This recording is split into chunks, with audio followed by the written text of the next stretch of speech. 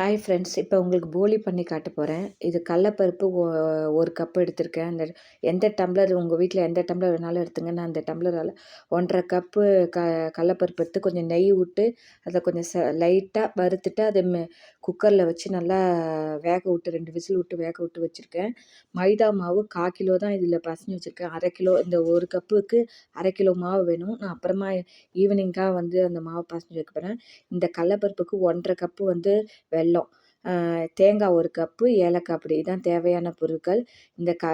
இந்த மைதா மாவு கிட்டத்தட்ட 2 ஹவர்ஸ் 1 ஹவருக்கு மேலே நல்லா கொஞ்சம் மஞ்சள் பொடி கொஞ்சோண்டு இது போட்டு நல்லா இது பண்ணுங்க. மஞ்சள் பொடியும் கொஞ்சம் உப்பு, நல்லெண்ணெயோ கடலெண்ணெயோ விட்டு நல்லா பசஞ்சு வச்சுங்க. இப்போ அந்த 1 டம்ளர் வெல்லத்தை எடுத்து ஒரு பேனில் ஊற்றி குப்பை போக நல்லா வடிகட்டி வச்சுங்க. வடிகட்டிட்டு அந்த அரைச்சி வச்ச விழுது அந்த கடலப்பருப்பையும் அதையும் நான் உங்களுக்கு ஸ்கிப் பண்ணிட்டேன் காட்டுறது. கடலப்பருப்பையும் இதுவும் வேக விட்டு வச்சுருக்கோம்ல, தேங்காயும் மிக்சியில் போட்டு அரைச்சி இது மாதிரி அந்த விழுதை கெட்டி பாகு வச்சு இதில் போட்டு கலரணும். இந்த பாருங்க கலரியாச்சு. வீடியோ லாங் ஆகும்னு சொல்லிட்டு நான் அதெல்லாம் காட்டலை உங்களுக்கு. இது நல்லா சுருண்டு அந்த பாகில் இந்த இதை போட்டோன்னா கடலப்பருப்பும் தேங்காய் பூவும் நல்லா சுருண்டு வரும். இந்த அளவுக்கு சுருண்டு வரும். நல்லா கெட்டியாக வந்த பிறகு அதுக்கு தேவையான ஏலக்காய் பொடி, 1 ஸ்பூன் நெய்யை ஊற்றிட்டு ஏலக்காய் பொடியும் போட்டு அதை கொஞ்சம் ஆற வச்சுட்டு நீங்கள் போலியாக தட்ட வேண்டியதான். மைதா மாவு மட்டும் உங்களுக்கு நல்லா 2 ஹவர்ஸ் 1 ஹவர் ஊற்றணும். நிறையா எண்ணெய் ஊற்றி பசைங்க மைதா மாவு. நம்ம எப்போயோ ஒரு வாட்டி தான் இது போலி சாப்பிட போகிறோம். டெய்லி சாப்பிட போகல, ஃபங்க்ஷனுக்கு தான். போகி இதுமாதிரி ஏதான விசேஷம் தான் பண்ண போகிறோம். இப்போ கெட்டியாக வந்துடுது பாருங்கள்.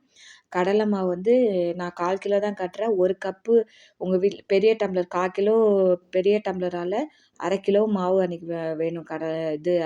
மைதா மாவு. இப்போ உங்களுக்கு போலி தட்டும்போது காட்டுறேன். கெட்டியாக எடுத்து போலி தட்டும்போது எப்படி தட்டணும்னு காட்டுறேன். வாழை இலையில் தட்டினா தான் நல்லா ஈஸியாக வரும். உங்களுக்கு அடுப்பில் கல்லில் போடவும் ஈஸியாக இருக்கும். இந்த பாருங்கள் 3 வகையாக வச்சுருக்கேன். இந்த மாவு கொஞ்சம் எடுத்து இது மாதிரி மெல்லிசாக தட்டிக்கணும். இது கொஞ்சம் கம்மியாக இருக்கிறதுனால இன்னும் கொஞ்சம் மாவு எடுக்கிறேன்.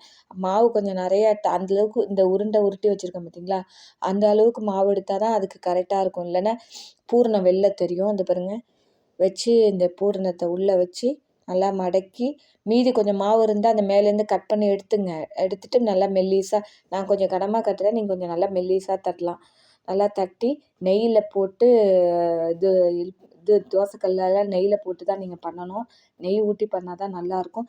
நெய்யை ஊற்றிட்டு 2 பக்கம் திருப்பி போட்டு மேலேயும் கொஞ்சம் பரமாறும்போது நெய்யை ஊற்றுங்க.